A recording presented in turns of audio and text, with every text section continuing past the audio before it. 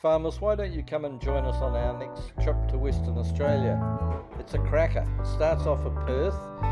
We head down the Swan River after having had a good look at the sights of the city, the King's Gardens, and we take a look at the produce market, see some of the crops and horticultural products grown in the region, then out to Fremantle to visit the Maritime Museum, winding up at the magnificent Esplanade Hotel.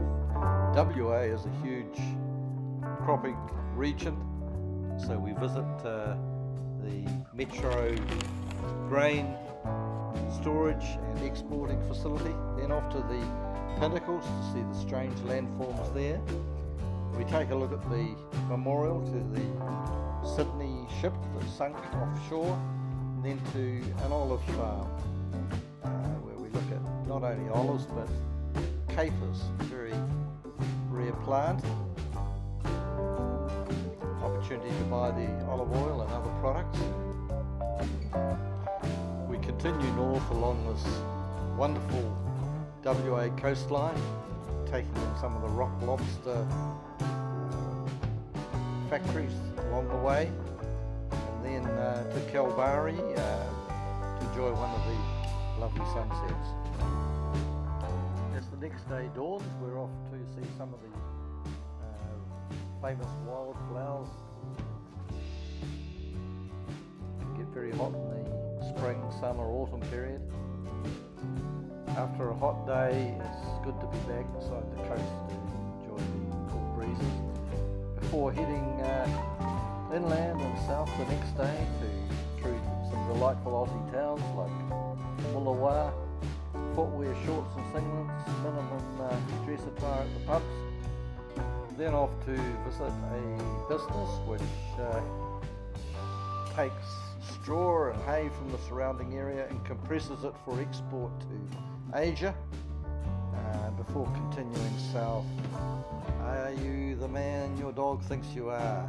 Interesting little anecdotes and things to see along the way. Another stop to look at another wildflower region, and then we head to a crop farm. Very impressive big gear, 18,000 acres of wheat and other crops in a 300mm annual rainfall area. And then head off to visit some rare wreath flowers. Quite amazing, they seem to grow where nothing else grows in this very spectacular fashion.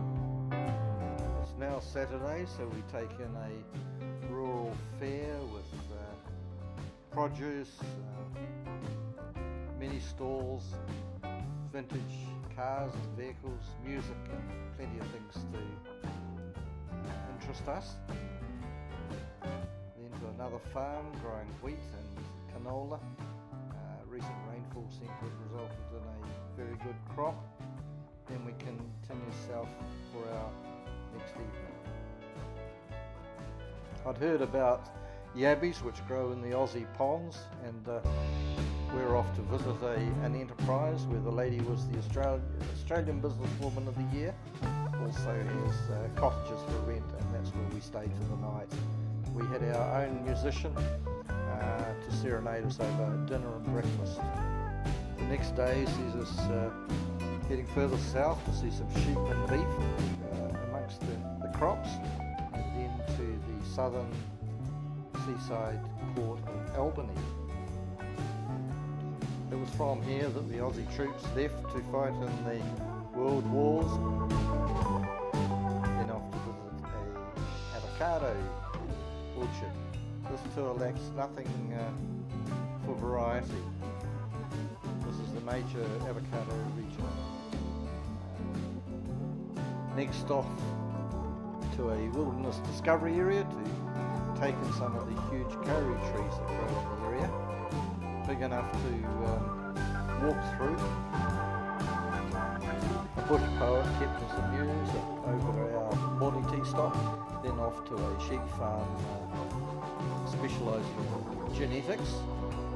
Continuing on our way along the coast to Port Augusta, the most southwest corner of Australia.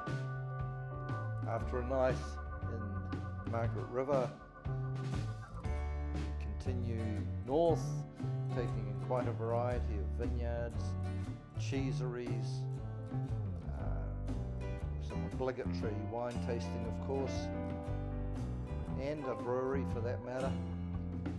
Didn't want to go thirsty in Australia, and off to a dairy farm.